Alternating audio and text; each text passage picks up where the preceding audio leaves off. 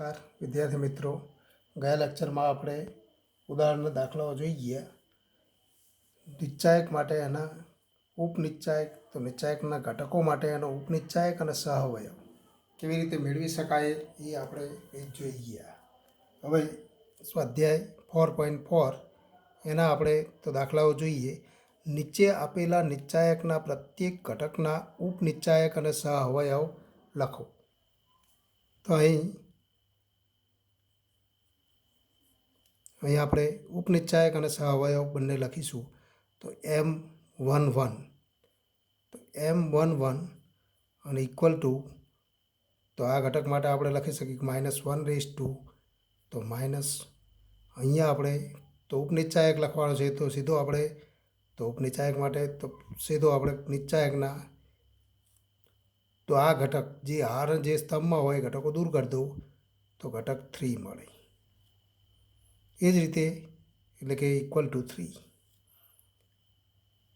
M11 મેળવી દીધો, એના ઉપરથી A11 અને ઇક્વલ ટુ -1 + 1 ઇન્ટુ M11, પણ M11 ઇક્વલ ટુ 3, કારણ કે આ હાર અને સ્તંભ, તો હાર અને સ્તંભના ઘટકો દૂર કરીએ તો 3 મળે, સીધો ઘટક 3 લખી શકાય. અહીંયા નિશ્ચાયકમાં એક ઘટક આપણે દર્શાવેલો, એનો અર્થ કે એ માનાંક નથી, તો આપણે સીધું લખીશું ઇક્વલ ટુ 3 લખો તો પણ વાંધો નથી, કે જેથી તો કોઈ કન્ફ્યુઝન ન થાય. -1 + 1 M11, M11 ઇક્વલ ટુ 3 અને -1 + 1 + 1 એટલે કે -1ની 2 ઘાત, તો +1 મળે તો ઇક્વલ ટુ પણ તો 3 મળે. આ જ રીતે તથા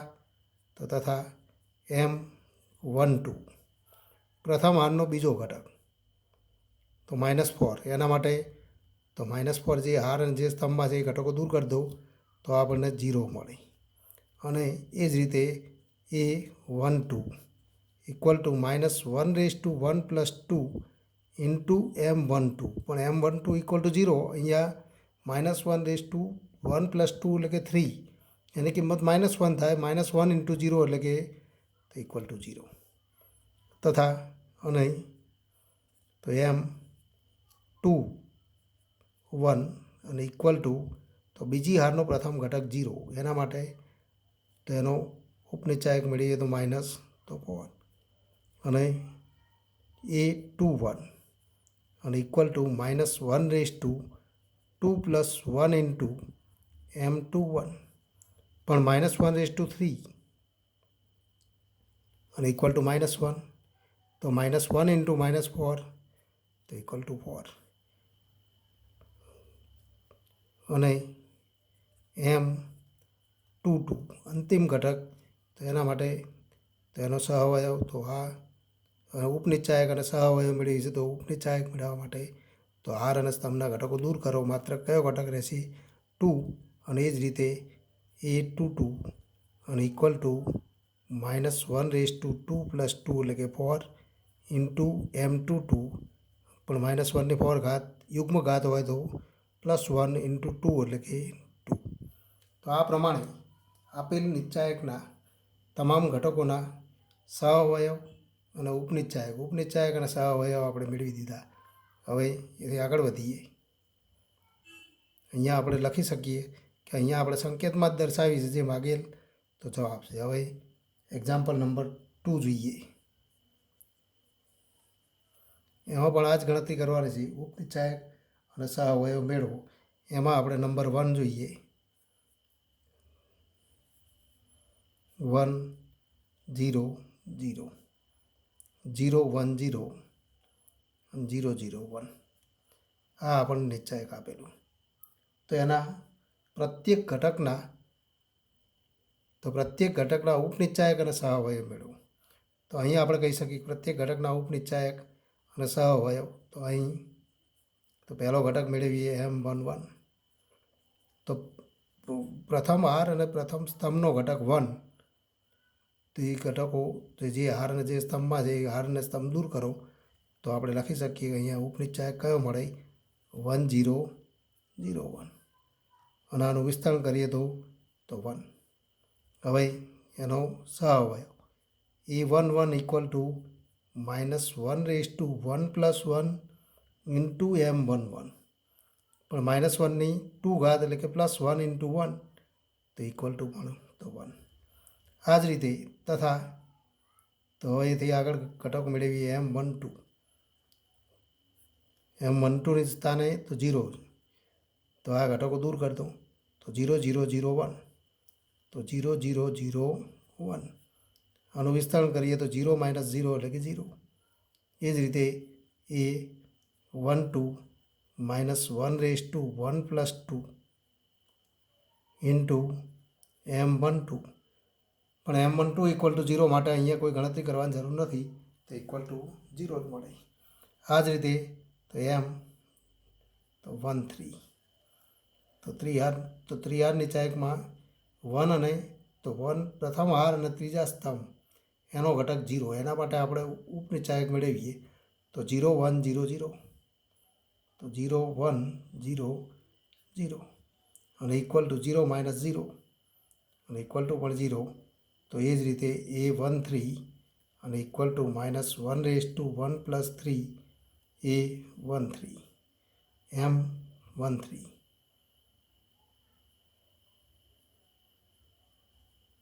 અને ઇક્વલ ટુ તો M13ની કિંમત 0, તો આની કિંમત તો +1 થાય પણ ગુણાકાર 0 મળે.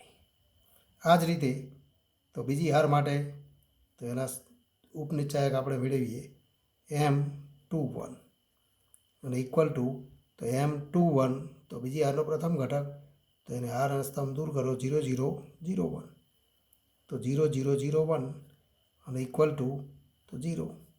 A21 -1 + 1 ઇન્ટુ M21, પણ આની કિંમત 0 છે માટે તો એ પણ 0.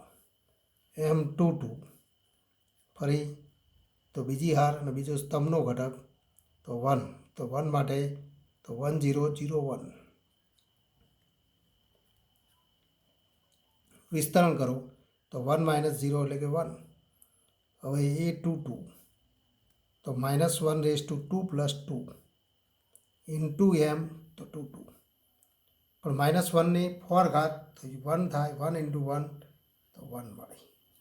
આ પ્રમાણે M23 બીજી હારનો ત્રીજો ઘટક 0, તો એના માટે તો બીજી હાર અને ત્રીજો તો સ્તંભ દૂર કરો 1 0 0 0, તો ઇક્વલ ટુ 1 0 0 0 અને ઇક્વલ ટુ 0 માટે A23, તો A23 ઇક્વલ ટુ પણ તો -1 + 2 + 3 ઇન્ટુ M23 અને ઇક્વલ ટુ પણ તો 0, કારણ કે એની ગણતરી કરવાની જરૂર રહેતી નથી. M23 ઇક્વલ ટુ 0 હોય તો આ 0 જ મળે, કારણ કે એમાં ચિહ્નમાં જ ફેરફાર થવાનો. સહાવયવ અને ઉપનિચાયક માટે તો ઉપનિચાયકનું જે મૂલ્ય મળે અને સહાવયના મૂલ્યમાં ચિહ્નમાં થોડો ફેરફાર તો થાય. હવે તો M31 ત્રીજી હાર અને પ્રથમ સ્તંભ 0, તો આ ઘટકો દૂર કરી દો 0 0 1 0, તો 0 0 1 0 અને ઇક્વલ ટુ 0 માટે A31 અને ઇક્વલ ટુ -1 + 3 + 1 ઇન્ટુ M31 અને ઇક્વલ ટુ પણ 0. એ રીતે M32 તો ઇક્વલ ટુ તો ફરી તો ત્રીજી હાર અને બીજો સ્તંભ 0 ઘટક એના સ્થાને છે, તો આ ઘટક દૂર કરો 1 0 0 0, 1 0 0 0 અને ઇક્વલ ટુ પણ 0 માટે A32 અને ઇક્વલ ટુ -1 + 3 + 2 M32 અને ઇક્વલ ટુ તો એ પણ તો 0. આ જ રીતે M33 અને ઇક્વલ ટુ અંતિમ ઘટક 1 માટે તો 1 0 0 1 અને ઇક્વલ ટુ 1. ફરી આપણે કહી શકીએ A33 અને ઇક્વલ ટુ -1 + 3 + 3 એટલે કે 6 ઇન્ટુ M33, પણ આનું મૂલ્ય 1 થાય તો 1 × 1 તો 1. તો આ પ્રમાણે એના ઉપનિચાયક અને સહાવયવો આપણને મળે। હવે એથી આગળ વધીએ। એક્ઝામ્પલ નંબર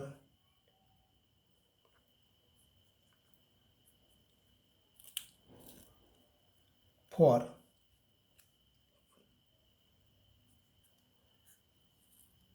ત્રીજા સ્તંભના ઘટકોના સહાવયવના ઉપયોગથી, તો ત્રીજા સ્તંભના ઘટકોના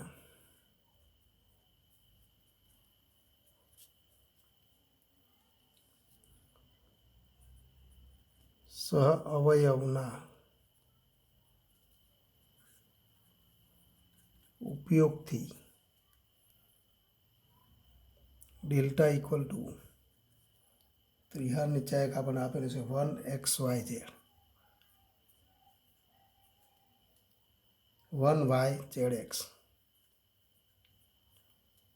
અને 1zxy, આ ત્રિહાર નિચાયનું મૂલ્ય શોધો।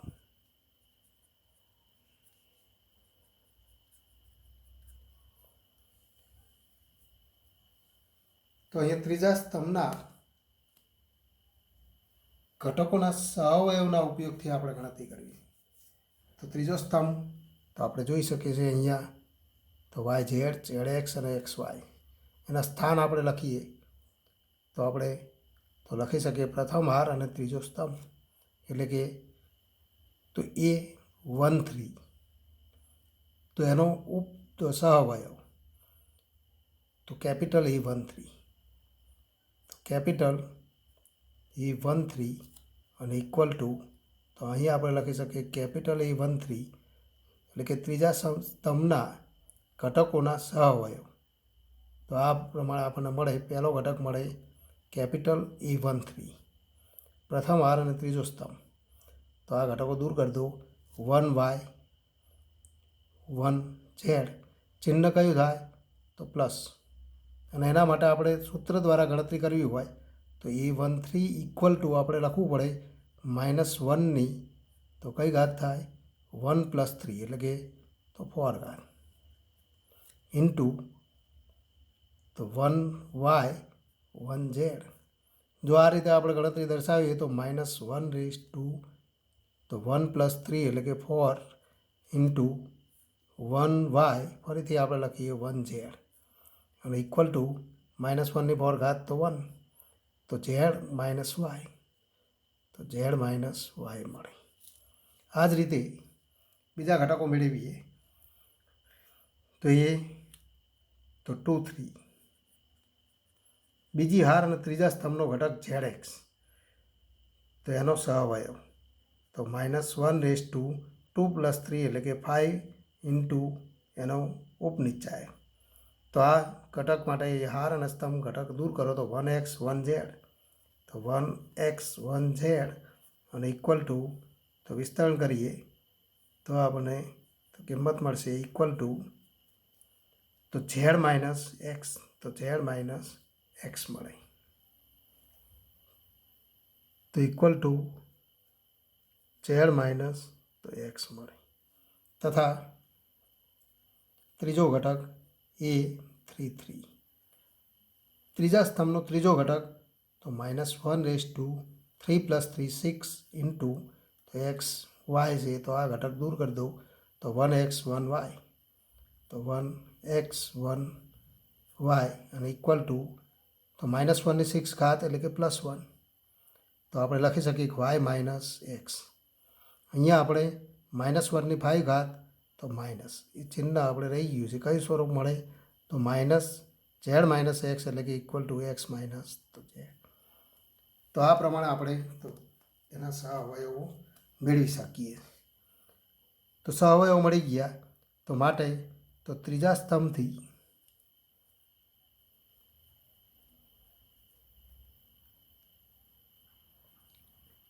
વિસ્તરણ એટલે કે ત્રીજા સ્તંભના સહઅવયવોના ઉપયોગથી વિસ્તરણ, તો ડેલ્ટા ઇક્વલ ટુ તો આપણે લખી શકીએ કે એ તો 13 into capital A13 plus A23 into capital A23 plus A તો 33 ઇન્ટુ કેપિટલ એ 3 3 અને ઇક્વલ ટુ પણ એ 1 3 તો એ ઘટક કયો છે તો વાય ઝેડ તો માટે તો Y Z into Z minus તો વાય કારણ કે એ 1 3 ઇક્વલ ટુ તો આપણે મેળવેલું પ્લસ A2 3 તો A2 3 એટલે કે ઝેડ એક્સ તો આપણે એની જગ્યાએ લખી દઈએ Z x into x minus Z તો એક્સ માઇનસ ઝેડ ફરી પ્લસ A3 3ના સ્થાને તો એક્સ વાય ઇન્ટુ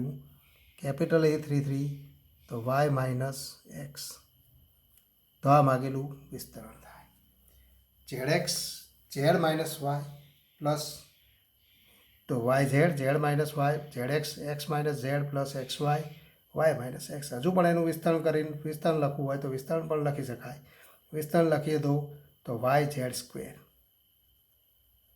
માઇનસ તો Y square Z plus X square Z minus તો Z square X plus X Y square minus X square Y તો આ માગેલું વિસ્તરણ થાય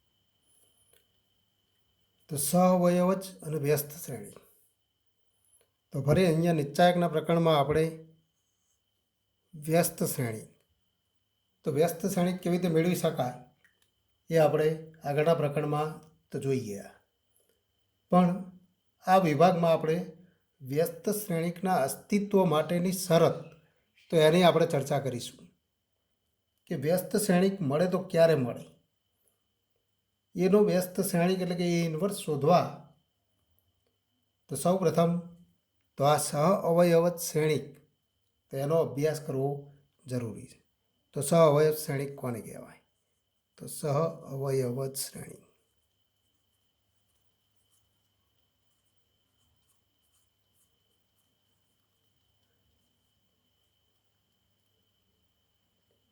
તો જો શ્રેણિક એ ઇક્વલ ટુ એ આઈ જે ચોરસ શ્રેણિક હોય એન ક્રોસ એન હોય ચોરસ શ્રેણિક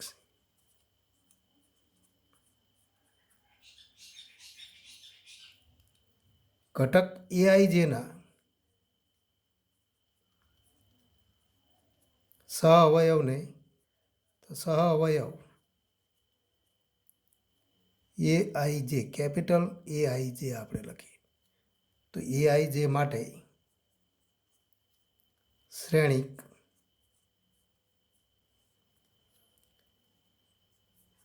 કેપિટલ એ આઈ જે એન ક્રોસ એન ના પરિવર્ત શ્રેણિક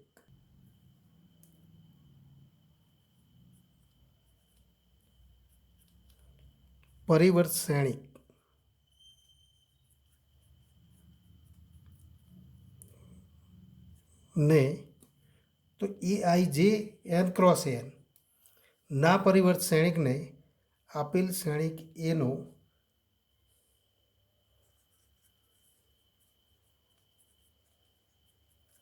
સહઅવયવ શ્રેણી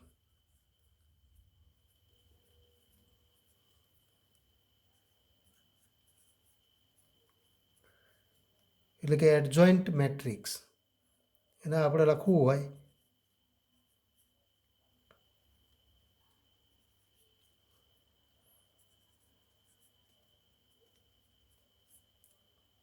તો એડજોઇન્ટ મેટ્રિક્સ કહે છે એમ કહેવાય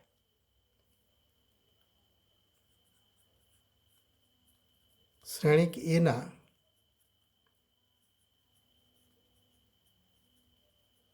સહઅવયવજ શ્રેણિકને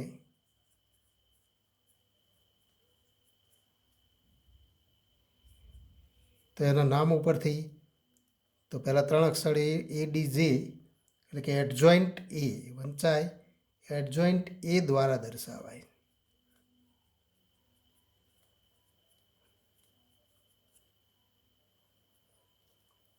ટૂંકમાં આપણે કહી શકીએ કે કોઈપણ શ્રેણિક માટે એનો સહઅવયવજ શ્રેણિક કેવી રીતે મળે તો સહઅવયવ શ્રેણિક કેવી રીતે મળે? તો એ શ્રેણિક મેળવવા માટે તો આપેલ શ્રેણિકના પ્રત્યેક ઘટકને સ્થાને એના સહઅવયવો લખી દો. તો એના સહઅવયવો કેપિટલ AI જે લખી દો, અને કેપિટલ AI જે લખી દઈએ તો એના દ્વારા મળતો શ્રેણિક એનો પરિવર્ત શ્રેણિક મેળવી દો. તો એ શ્રેણિકને તો આપેલ શ્રેણિક એનો સહઅવયવત શ્રેણિક કહેવાય. અહીંયા આપણે જોઈ શકીએ છીએ કે જો એ ઇક્વલ ટુ આપણે વ્યાપક સ્વરૂપનો શ્રેણિક લખીએ A11, A12, A13, એ જ રીતે A21, A22, A23, A31, A32, A33. અહીંયા સ્મોલ એ લખવાનું છે. તો 31, 32, 33 આ પ્રમાણે આપણે શ્રેણિક લઈએ. તો એડજોઇન્ટ ઓફ એ તો આપણે લખી શકીએ કે adjoint of A equal to તો આ શ્રેણિક મળે કે તો દરેક ઘટકના સ્થાને એના સહઅવયવો લખી દો. A11, capital A12, capital A13, એ જ રીતે capital A21, capital A22, capital A23, capital A31, capital A32 અને કેપિટલ A33. આ શ્રેણિકનો પરિવર્ત શ્રેણિક એટલે કે આનો ડેશ, જેને આપણે એ ડેશ વડે દર્શાવીએ. એને ડેશ સંકેતો દ્વારા દર્શાવો અથવા નો શાબ્દિક સ્વરૂપે લખીએ તો પરિવર્ત શ્રેણી.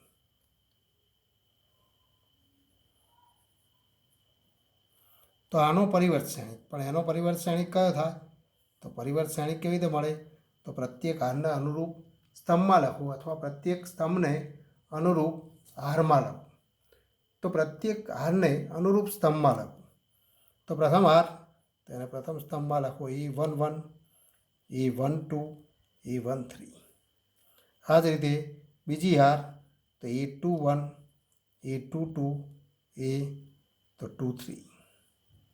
ત્રીજી હારના સહઅવયવો તો A31, A32 અને A33. તો આ ભાગેલો તો સહઅવયવત શ્રેણિક થાય. વ્યસ્ત શ્રેણિક મેળવવા માટે આનો ઉપયોગ થશે. હવે આપણે એક ઉદાહરણ જોઈએ. ઉદાહરણ નંબર તો 23. જો A ઇક્વલ ટુ 2, 3 અને 1, 4 આ પ્રમાણે 4 ઘટકો હોય તો એડજોઇન્ટ ઓફ એ મેળવો. તો એડજોઇન્ટ ઓફ એ શોધો. એટલે કે તો 2x2 કક્ષાનો શ્રેણિક આપણને આપેલો હોય તો એનો સહઅવયવત શ્રેણિક. તો અહીંયા આપણે કહી શકીએ કે અહીં દરેક ઘટકોના સહઅવયવ આપણે જાણીએ છીએ. તો એ મેળવી દઈએ. A11 તો કેપિટલ A11 એટલે કે ઘટક 2નો સહઅવયવ તો 4. એ જ રીતે A12 એટલે કે તો બીજો ઘટક. તો અહીંયા આપણે કહી શકીએ કે સહઅવયવ મેળવીએ ત્યારે તો A12 તો આ ઘટક દૂર કરો, આ ઘટક દૂર કરો, 1 તો એનું તો ચિહ્ન માઇનસ માટે તો -1. અહીંયા ઘટકો લખીએ ત્યારે તો એનું સ્થાન તો એ પણ મહત્ત્વનું છે, કારણ કે -1 + 1 તો આનું ચિહ્ન પ્લસ, આનું ચિહ્ન માઇનસ, એટલે કે અહીંયા -1. એ જ રીતે તો એ તો 1, 2 આપણે લખેલું હતું એ તો 2, 1. તો આ ઘટક લઈએ તો ફરી એનું ચિહ્ન કયું થશે? -1:2 + 1 એટલે કે 3. અને ચિહ્ન લઈએ તો ઘટક કયો મળે? તો 3 એટલે કે -3. અને એ જ રીતે એ તો ફરી આપણે તો ચોથો ઘટક મેળવીએ A22 તો A22 એટલે કે આ ઘટક, એના માટે ચિહ્ન પ્લસ તો = 2 થાય. માટે આપણે કહી શકીએ માટે એડજોઇન્ટ ઓફ એ તો adjoint of A equal to આ શ્રેણિક આપણે તો એના દરેક ઘટકોના સહઅવયવ લખી દઈએ. કેપિટલ A11 એટલે કે 4, કેપિટલ A12 તો -1, કેપિટલ એ 2 1 તો -3 અને કેપિટલ એ 2 2 તો 2. આનો પરિવર્ત શ્રેણી નો પરિવર્ત શ્રેણી પણ આનો પરિવર્ત શ્રેણિક તો ઇક્વલ ટુ તો ફરી આપણે કહી શકીએ આનો પરિવર્ત શ્રેણિક મેળવવા માટે તો એના પ્રથમ હારના ઘટકોને પ્રથમ સ્તંભમાં લખી દો, બીજી હારના ઘટકોને તો બીજા સ્તંભમાં લખી દો. તો આ માગેલું તો એડજોઇન્ટ ઓફ એ થાય.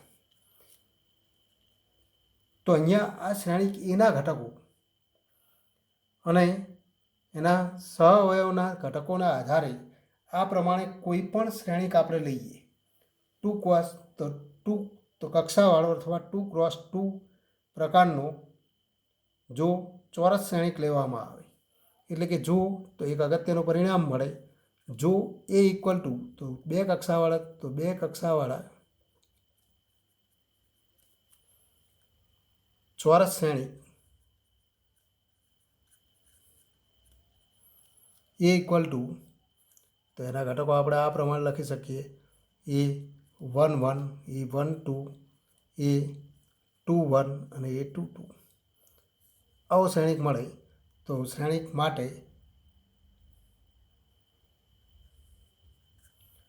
તેનો સહઅવયવ શ્રેણિક કેવી રીતે મળી શકે, તો માટે તો તેનો સહઅવયવ શ્રેણિક મેળવવા માટે તો એના અગ્ર વિકર્ણના ઘટકો એટલે કે એ 1 1 અને એ 2 2 તો આ શ્રેણિક માટે તેના અગ્ર વિકર્ણના ઘટકો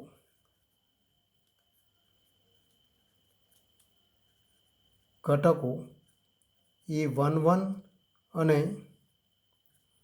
એ 2 2ની તો આ બે ઘટકોની અદલા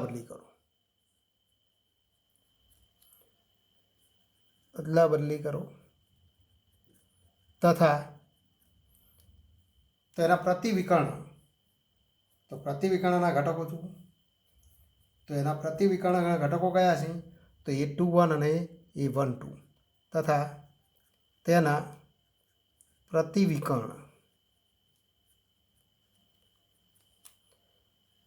ઘટકો એ 2 1 અને એ 1 2 ના ચિહ્ન બદલતા તો આપેલ શ્રેણિકનો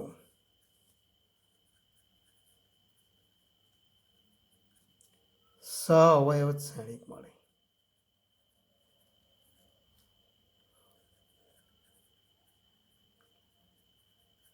માટે આપણે કહી શકીએ adjoint of A equal to તો આપણે કહી શકીએ શ્રેણિક તો શ્રેણિકમાં એ 1 1 અને એ 2 તો 1 2 તો એના ઘટકોને અદલા બદલી કરો એટલે કે પહેલો ઘટક થઈ જાય એ 2 2 અને તો એ 1 1 તથા પ્રતિવિકર્ણના ઘટકોના ચિહ્ન બદલો તો -a 2 1 અને -a 1 2 તો આ તો માગેલ સહઅવયવ શ્રેણિક થાય.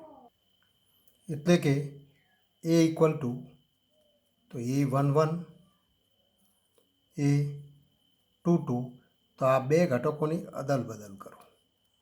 તો અહીંયા આપણે કહી શકીએ કે આ બે ઘટકોની અદલા બદલી કરો અને એ 1 2 અને એ 2 1 તો આ બે ઘટકોના ચિહ્ન બદલો. તો અહીંયા આપણે કહી શકીએ કે આ ઘટકોના ચિહ્ન બદલો અને અહીંયા આ ઘટકોની અદલ બદલ કરો.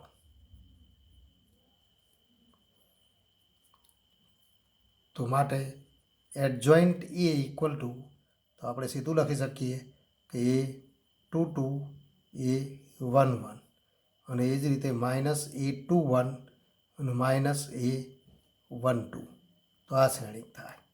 ટૂંકમાં તો આ આપણે સરળતાથી સમજી શકીએ એ સ્વરૂપનું છે. માટે તો એટલો આપણને ખ્યાલ આવવો જોઈએ. હવે એક અગત્યનું પ્રમેય તો અગત્યનું આપણે પ્રમેય જોઈએ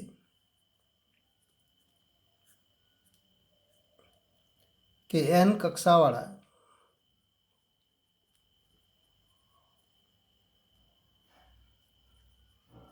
ચોરસ શ્રેણિક, તો એ માટે એ ઇન્ટુ એડજોઇન્ટ એ, તો એ ઇન્ટુ એડજોઇન્ટ એ અને equal to adjoint A into A અને ઇક્વલ ટુ નિશ્ચાયક એ ઇન્ટુ આઈ થાય. આ પ્રમેય આપણે સાબિતી વગર સ્વીકારી લઈશું. પણ અહીંયા આપણે ઉદાહરણ દ્વારા તો જોઈ શકીએ કે જો એ ઇક્વલ ટુ આપણે 3x3 શ્રેણિક લઈએ, A11, A12, A13, A21, A22, A23, A31, A32, A33 લઈએ તો adjoint of A equal to, તો પ્રથમ હારના સહઅવયવો પ્રથમ સ્તંભમાં લખો, તો A12 અને એ કેપિટલ A13. બીજી હારના સહઅવયવો બીજી હારમાં, તો બીજા સ્તંભમાં લો, તો capital A21, capital A22, capital A તો 23. ત્રીજી હારના સહઅવયવો ત્રીજા સ્તંભમાં લખો, તો કેપિટલ A31, કેપિટલ A32 અને કેપિટલ A તો 33. પણ જો એ ઇન્ટુ એડજોઇન્ટ એ કરવામાં માટે, તો એ ઇન્ટુ એડજોઇન્ટ ઓફ એ, તો એ ઇન્ટુ એડજોઇન્ટ ઓફ એ કરવામાં આવે, આ બંનેનો ગુણાકાર કરવામાં આવે. તો આપણે ગુણાકારની વ્યાખ્યા તો જોઈ ગયા છીએ શ્રેણિક માટે. તો સરળતાથી અહીંયા આપણે લખી શકીએ કે પ્રથમ હારના ઘટકો અને તો પ્રથમ સ્તંભના અનુરૂપ ઘટકોનો ગુણાકાર અને એનો સરવાળો થાય, તો A11 ઇન્ટુ કેપિટલ તો A11, A12 into capital A12, એનો અર્થ કે પ્રથમ હારના ઘટકો અને એના સહઅવયવોનો ગુણાકાર, તો એ તો નિશ્ચાયક એ થાય. તો માટે આપણે લખી શકીએ પહેલો ઘટક તો નિશ્ચાયક એ બરાબર થાય. એ જ રીતે તો આ પ્રથમ હાર અને આ બીજી હારના સહઅવયવો, તો એનો ગુણાકાર 0 થાય. અનુરૂપ ઘટકોનો ગુણાકાર કરી સરવાળો કરો તો 0 મળે, તો એ પ્રમેય આપણે જોઈ ગયા. એ જ રીતે આ પ્રથમ હાર અને ત્રીજી હારના તો સહઅવયવો એનો ગુણાકાર, તો એ પણ 0 થાય. આ જ રીતે બીજી હાર અને પ્રથમ હારના સહઅવયવો, તો એનો ગુણાકાર 0 થાય. બીજી હાર અને બીજી હારના અનુરૂપ સહઅવયવોનો ગુણાકાર કરીએ તો નિશ્ચાયક એ બરાબર થાય. અને એ જ રીતે બીજી હાર અને ત્રીજી હારના અનુરૂપ સહઅવયવો તો 0 થાય. તો આ તો ગુણધર્મથી આપણે લખી શકીએ. એ જ રીતે તો ત્રીજી હાર માટે તો પ્રથમ હારના સહઅવયવોનો ગુણાકાર 0 થાય, ત્રીજી હાર અને બીજી હારના સહઅવયવોનો ગુણાકાર 0 થાય અને ફરી આ નિશ્ચાયક એ મળે. અને માટે આપણે લખી શકીએ ઇક્વલ ટુ, તો નિશ્ચાયક એ સામાન્ય લઈ લો, તો નિશ્ચાયક એ ઇન્ટુ આઈ. એ જ રીતે તો એડજોઇન્ટ એ ઇન્ટુ એ કરો તો પણ નિશ્ચાયક એ ઇન્ટુ આઈ સાબિત કરી શકાય. તો આ એક અગત્યનો પ્રમેય છે જે સાબિતી વગર આપણે સ્વીકારી લઈશું.